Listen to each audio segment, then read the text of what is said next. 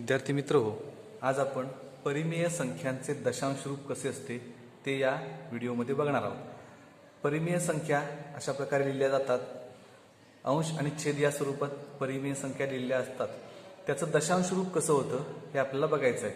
त्याचं दशांश रूपामध्ये रूपांतर करण्यासाठी डेसिमल फॉर्ममध्ये त्याचं रूपांतर करण्यासाठी अंशाला छेदाने भागायचं असतं. Numerator will be divided by the denominator. भागाकार केल्यानंतर काही वेळेला पूर्ण भाग जातो, पण काही वेळेला पूर्ण भाग जात नाही. त्यावेळेला दशांश रूप त्याचं तयार होत असतं. ते कसं होतं ते आपण बघूया. या ठिकाणी 4 या अंशाला 3 ने भागायचं आहे. 4 भागिले 3 4 डिवायडेड बाय 3. या 4ला आपण 3 ने ज्यावेळेला भागतोय त्यावेळेला 3 एके 3, 1चा भाग जातो, बाकी उरते 1. आता इथे पूर्ण भाग गेलेला नाहीये, त्यामुळं आपल्याला इथं दशांश चिन्ह देऊन हा भागाकार पूर्ण करावा लागेल. त्यामुळे इथं आपण 0 दिला 1 वरती आणि इथे दशांश चिन्ह दिलंय. तर 3 ने 10ला भागायचं आहे.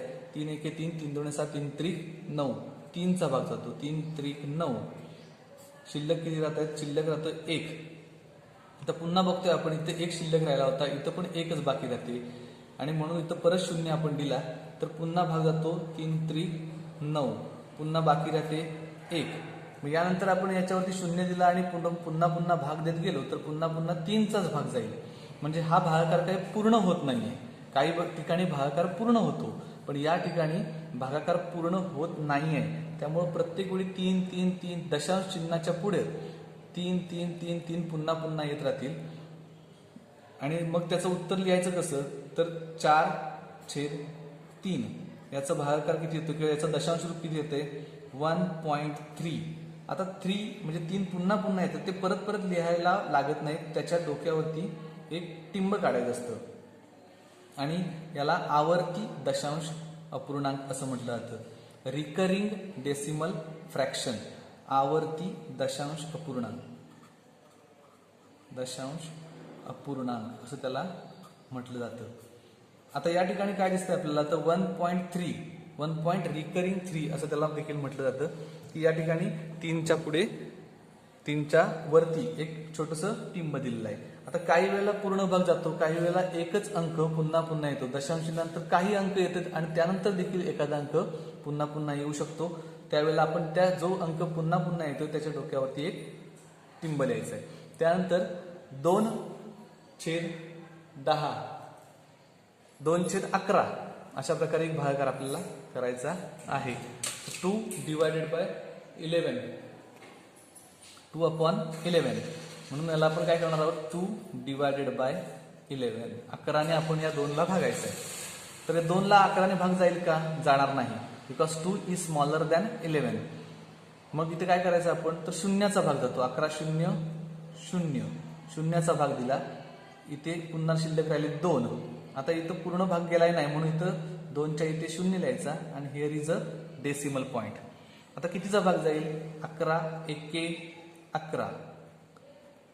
1चा भाग गेला, उरले शिल्लक राहिले 9. 9 म्हणजे पूर्ण भाग गेला का? परत नाही गेला, त्यामुळे परत एक 0 लिहायचा. कितीचा भाग जाईल तर 11 8 88. 88 पर्यंत भाग गेलाय. 90 मधून 88 जर वजा केले तर उरतात 2. आता 2 परत शिल्लक राहिले. मग पुन्हा 0 आपण दिला तर किती तयार होत आहेत तर 20 तयार होत आहेत. म्हणजे इथे देखील 20 होते. 1चा भाग गेला, 11 आले आणि पुन्हा 9 शिल्लक राहिल्यानंतर 90 झाले, 88 झाले. म्हणजे ही क्रिया पुन्हा होत जाईल आणि पुन्हा 1चा आणि 8चा भागाकार, परत त्याच्या पुढे 1 8 1 8 अशा प्रकारे एक ग्रुप ऑफ सम डिजिट्स पुन्हा येताना दिसेल आपल्याला. मग त्यावेळेला आपण याचं उत्तर कसं लिहायचं तर 2/11 इज इक्वल टू 0.18 हे लिहिलं की याच्यावरती टिंब न देता एक आडवी रेष मारायची. म्हणजे हा एक संख्यांचा किंवा अंकांचा ग्रुप पुन्हा येतोय आणि हा भागाकार काय पूर्ण होत नाहीये. अशा प्रकारे याला देखील आवर्ती दशांश अपूर्णांक किंवा रिकरिंग डेसिमल फॉर्म किंवा फ्रॅक्शन असं देखील त्याला म्हटलं जातं. रिकरिंग डेसिमल फ्रॅक्शन किंवा रिकरिंग डेसिमल फॉर्म असं देखील त्याला म्हणतात. अशा प्रकारे आपण परिमेय संख्यांचं दशांश रूप कसं लिहायचं हे बघितलंय. 4/3 4/3